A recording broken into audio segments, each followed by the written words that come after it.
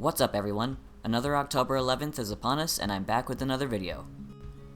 If you're a subscriber, welcome, and sorry for the lack of content. My talent lies in drawing and writing, not video making.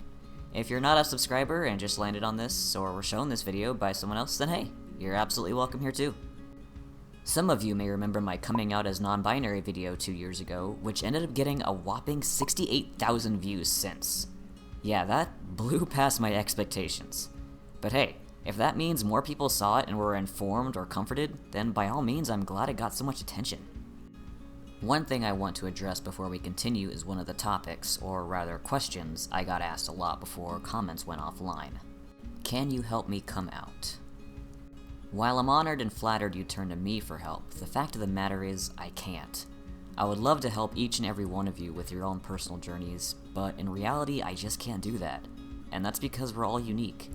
Each of us is in a different situation with different variables, and the one way I suggest someone else to come out might not be feasible, or it could even be dangerous for another. What makes it worse is that even if I do happen to give sound advice, I can't completely predict how the situation will go. It may go great, but it could also go very bad. I can't be the one to put you in a situation like that might scar or hurt someone in the end. So again, while I'm flattered you feel the need to come to me for advice on coming out, unfortunately I can't offer anything to you aside from the information I give in these videos.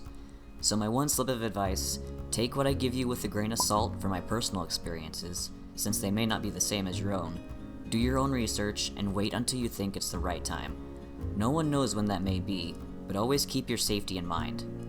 You are important, and never forget that, even if others don't see it or can't understand it. Now, back to the video. With it being coming out day again, I want to go over how I identified 2 years after my last video. The beauty of life is the fact that the only constant is progress and change. Change is natural, and because of that, change to identities can also happen. Sometimes to someone who thinks they've got it all figured out. In light of that, I want to take the time to correct my gender identity.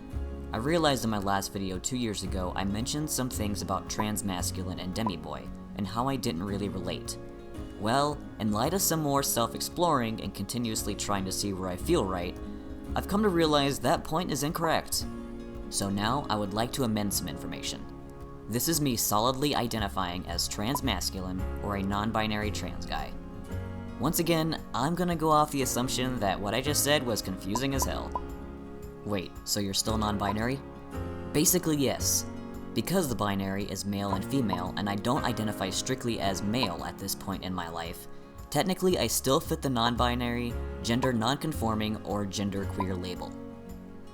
So what does this label change mean? Being transmasculine means I sit on the more male spectrum of things while not identifying wholly as male. That's also how demi-boy could come into play here. When identifying as a demigender individual, it means that no matter what you were born as, there's a certain gender you lean more towards, but may not connect with 100%.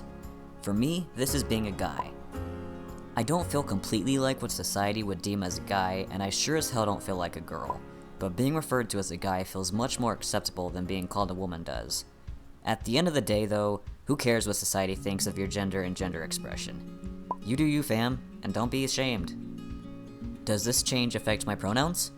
Not really. I still go by they, them primarily, but like I mentioned last video, I also accept he, him as well. Female pronouns are off limits, and I've disconnected myself from them completely, as well as any other words likewise associated. So what do we call you? Preferably my name. But if you want to label me, call me a demi-boy or a trans guy.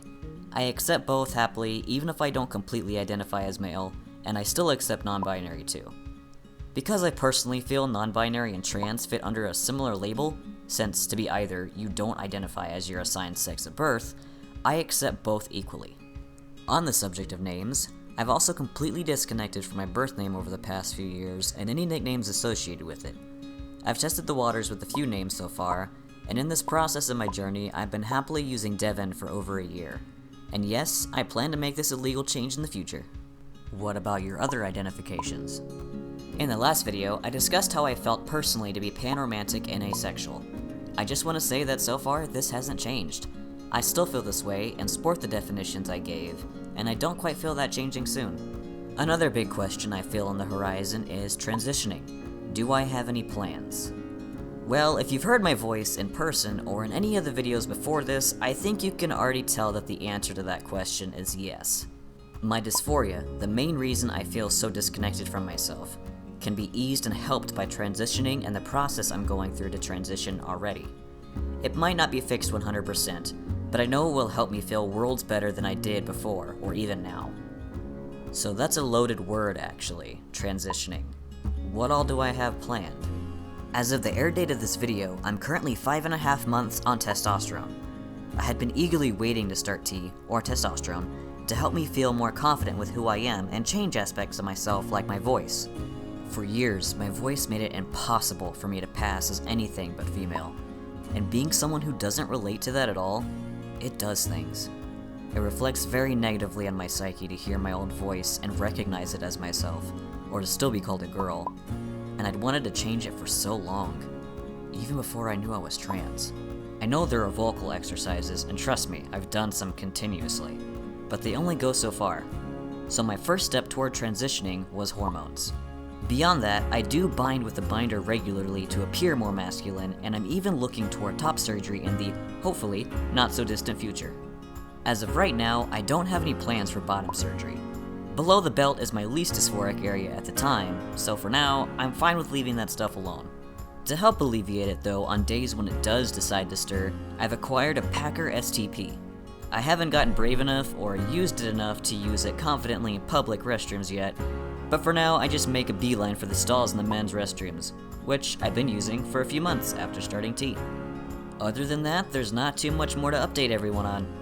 If you're interested in my testosterone vocal journey, I have a SoundCloud where I upload audio files every 2 weeks for comparison, and I even did files weekly until 2 months. I've had a few people ask me to make more gender or sexuality-based videos, but I want to leave it up to you folks out there. I do still plan to upload really random videos, be it gaming playthroughs that I'll hopefully finish one day, or anything else that suits my fancy. But what do you want to see? More identity stuff? Possibly a transitioning Q&A with my personal experiences? Drop me a comment and I'll see what I can do.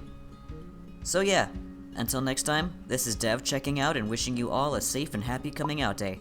Take care, everyone.